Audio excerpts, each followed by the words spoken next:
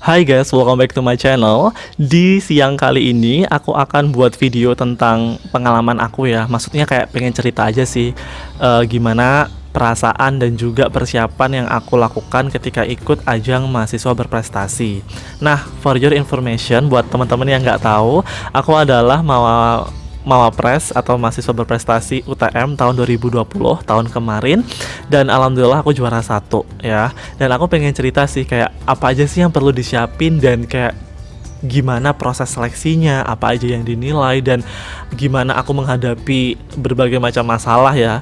Itu aku akan share sekarang di sini biar teman-teman mungkin yang nantinya mau ikutan Mawapres bisa jauh lebih well prepare, ataupun kalian yang interest atau nggak tahu tentang Mawapres jadi tahu Mawapres seperti apa. Kalaupun kalian yang nonton bukan anak UTM, I think it's okay karena aku akan memberikan informasi kayak general juga Mawapres itu apa, biar kalian juga ikutan Mawapres gitu. Karena Mawapres itu adalah ajang yang ini ya, prestis dan cukup terkenal dan cukup lumayan prestis banget buat anak-anak mahasiswa, apalagi setiap tahunnya itu selalu diadakan bagi PTN dan PTS di seluruh Indonesia, dan itu pun ajangnya sampai tingkat nasional. So that's why kalau kalian interest untuk ikutan Mawapres, semoga video ini ngebantu. Tapi sebelum menuju pembahasan, jangan lupa subscribe dulu biar aku semakin semangat untuk update videonya dan juga berbagi informasi seputar dunia tanaman, kampus, dan juga hal lainnya. So langsung aja kita bahas pengalaman aku gimana sih ikutan Mawapres.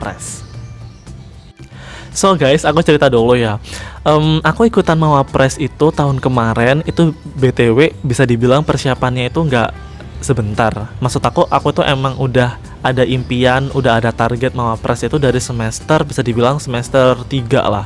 Di situ karena aku melihat ajang ini itu ajang yang bergengsi gitu loh. Ketika orang atau mahasiswa dapat gelar Mawapres, menang Mawapres, itu seems like dia itu kayak dapat acknowledgement kalau dia itu emang pinter gitu kan. Kayak bagus lah gitu image-nya gitu kan. Dan jelas aku ya pengen gitu loh, siapa sih nggak pengen jadi Mawapres gitu kan. Nah dari situ aku tuh juga merasa wah kayaknya aku harus ikutan nih ajang ini gitu kan. Dan akhirnya di situ aku mulai mencari tahu gimana sih Mawapres gitu, apa sih yang dicari Mawapres, penilaiannya kayak gimana. Aku mulai cari informasi itu lewat Google, kemudian juga lewat kakak kelas, dan juga tanya-tanya yang pernah ikutan, cari informasi jurinya siapa, kayak gitu-gitu guys. Dan juga kenapa aku ikutan Mawapres, karena jujur aku punya 2 kakak senior dan itu sahabat aku juga, yaitu Mbak Vin dan juga Mbak Andra. 2 orang ini adalah Mawapres UTM tahun 2017 dan tahun 2019. Jadi Mbak Vin 2017, Mbak Andra tahun 2019, dan dia juga menang juara 1 Mawapres. Karena aku sering bertemu dengan mereka, cerita dengan mereka, jelas dong gitu kan. Aku kayak merasa tertarik dan kayak ya interest juga ikutan Mawapres gitu kan. Kayak wah keren banget nih aku punya teman Mawapres, masa iya aku enggak gitu. Ada rasa gengsi sih ketika kayak kumpul gitu. So that's why aku merasa oke, aku harus ikutan dan mempersiapkan diri di semester 3. Dari situ aku mulai bener-bener aktif banget cari informasi dan juga memperbaiki diri untuk fit atau bisa ikutan Mawapres di tahun selanjutnya. Nah setelah kayak cari informasi tadi ya gitu, akhirnya aku menemukan fakta dan juga istilahnya itu informasi utama bahwa yang dinilai di Mawapres itu adalah kurang lebih ada 5 aspek guys, yaitu tentang KTI atau karya tulis ilmiah, kemampuan bahasa Inggris, kemudian ada prestasi, yang keempat IPK, dan yang kelima adalah pengetahuan nasional atau pengetahuan Indonesia ya, kayak PPKN gitu. Nah ternyata 5 aspek ini itu semuanya dinilai dan semuanya harus maksimal. Di situ aku kayak wah, jadi maba ya, ceritanya jadi maba tahu 5 aspek ini tuh kayak kok kayaknya ribet banget, kok kayaknya banyak banget yang disiapin gitu kan. Aku pun juga bingung banget buat memulai kayak yang mana dulu nih, apa sih yang bisa aku siapin ketika maba gitu kan. Dan ternyata dari orang-orang yang pernah aku tanya ya ketika ikutan Mawapres, yang paling penting adalah ya jelas prestasi, ya nggak sih? Ya nggak mungkin gitu loh kamu ikutan Mawapres tapi tanpa ada prestasi, ya nggak sih? Makanya dari situ aku mulai untuk sadar betapa pentingnya prestasi, betapa pentingnya ikutan lomba. So that's why aku berusaha untuk aktif banget ikutan lomba. Aku bener-bener kayak nyisahin uang, cari duit, cari sponsor, minta dosen, kayak ngajuin ke fakultas juga kayak gitu biar aku bisa didanai untuk ikutan lomba.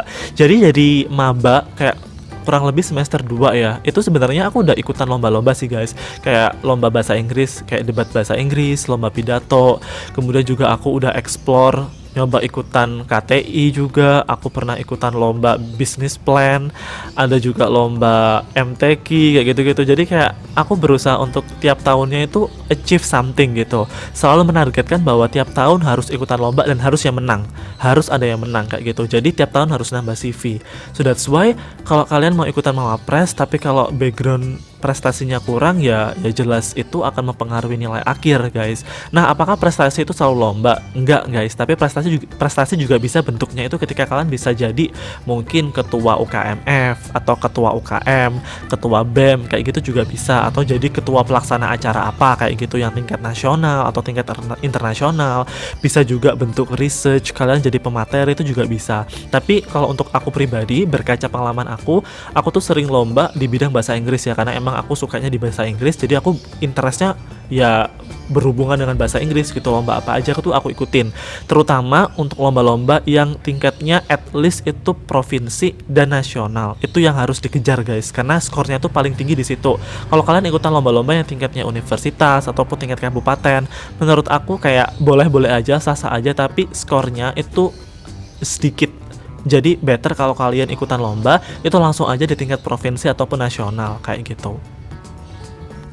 Nah, karena saat itu aku masih maba ya, semester 3-an gitu, aku tuh sadar diri banget kalau mau ikutan Mawapres di tahun itu, aku tuh ngerasa kayak belum siap.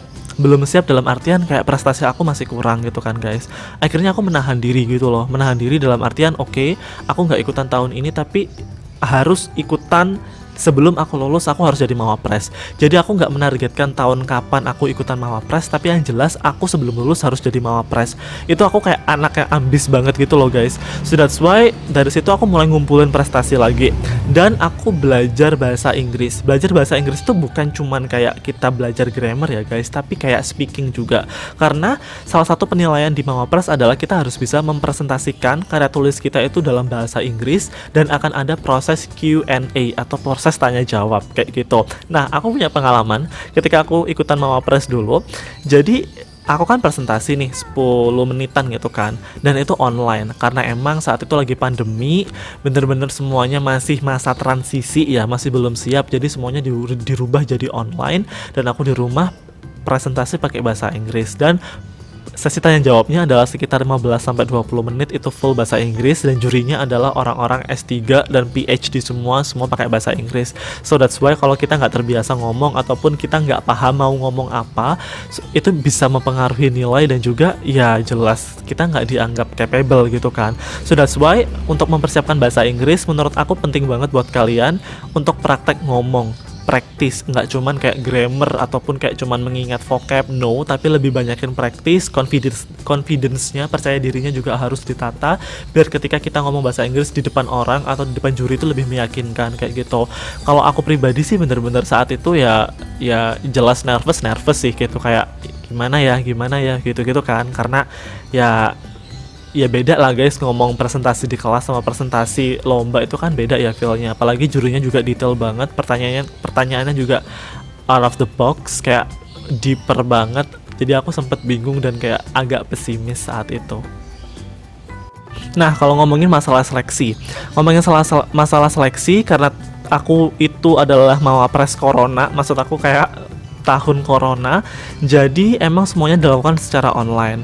Untuk KTI sendiri, jujur KTI kita melakukannya presentasi secara online lewat Google Meet, kemudian juga tes bahasa Inggrisnya juga pakai kuis yang online gitu, kemudian juga PPKN-nya, pengetahuan nasionalnya juga pakai kuis gitu juga, dan pengetahuan prestasi, bukan pengetahuan prestasi sih, kayak submission untuk prestasi kita juga dilakukan secara PDF dan dikirimkan ke pihak universitas kayak gitu. Jadi semua seleksinya itu ya online semuanya gitu loh. Dan yang ngebuat aku masih istilahnya kangen sama masa Mawapres itu adalah karena setiap harinya itu bener-bener sibuk gitu loh guys. Nggak ada masa berhenti, nggak ada masa kayak oke, hari ini istirahat itu nggak ada gitu, karena jadwalnya padat banget. Dan kalau di UTM sendiri pada saat aku seleksi dulu itu prosesnya adalah setiap habis seleksi itu akan diumumkan top 3.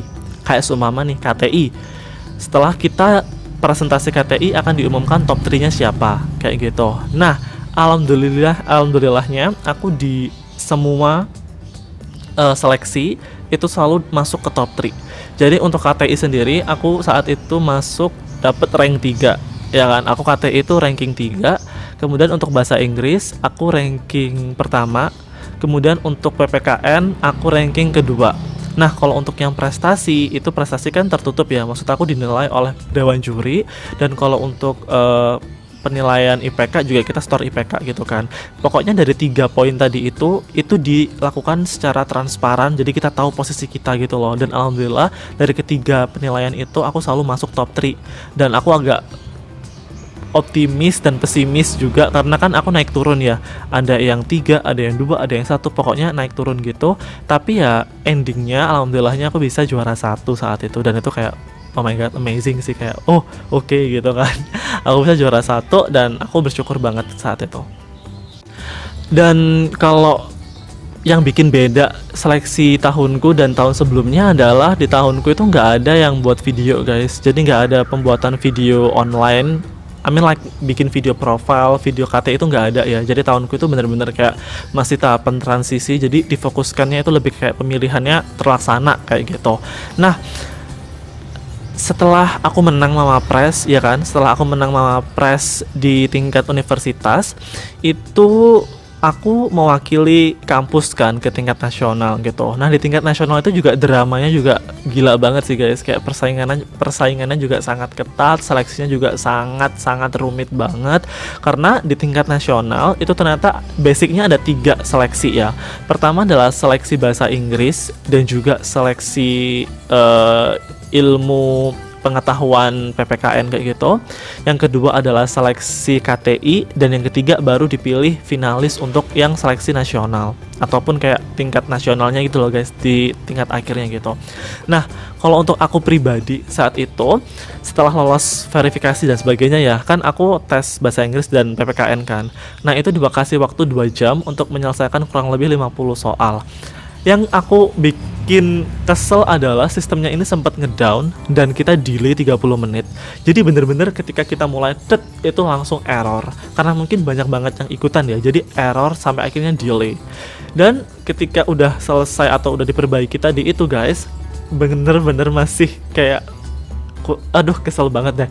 Untuk move ke soal selanjutnya itu selalu error. Bayangin ya, ketika udah selesai soal nomor 1 nih, set di save, klik soal selanjutnya, itu error. Diklik lagi baru bisa.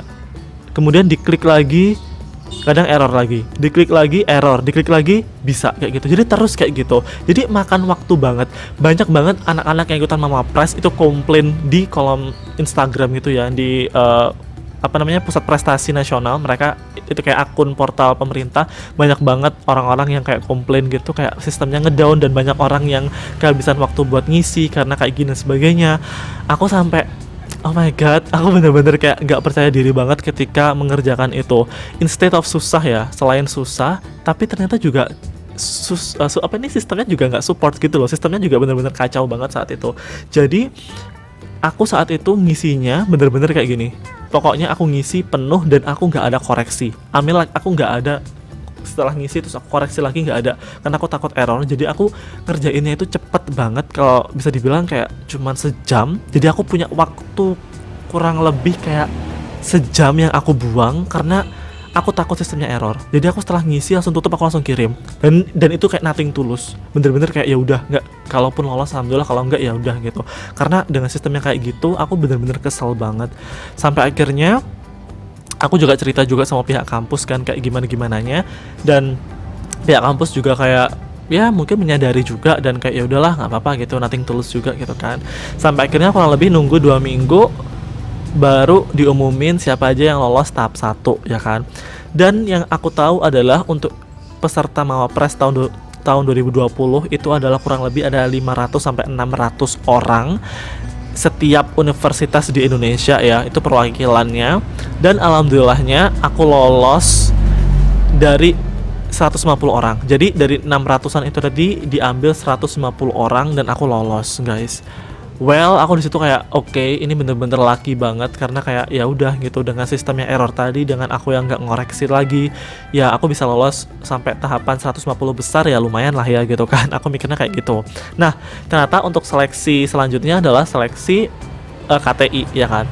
Seleksi KTI guys, itu dari 150 diambil cuma 6. Oh, sorry, dari 150 cuma diambil 15. Jadi ada kurang lebih ya 135 orang itu terbuang gitu kan, dan aku di situ kayak ya udah, kalau nggak masuk ya udah gitu kan, dan ternyata beneran aku nggak masuk, tapi aku cuman stop di verifikasi ataupun babak penyisihan 1, yaitu bahasa Inggris dan pengetahuan PPKN kayak gitu.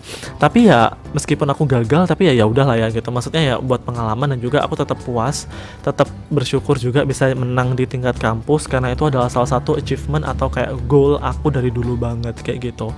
So that's why guys, buat kalian yang ikutan Mawapres ataupun interest buat ikutan Mawapres, aku harap teman-teman nyiapin dari sekarang, nyiapin informasinya, skillnya ditambah juga. Apalagi buat kalian yang kurang bahasa Inggris, kurang ini kurang itu, dari sekarang dipelajari biar kalian juga bisa maksimal di babak akhirnya kayak gitu.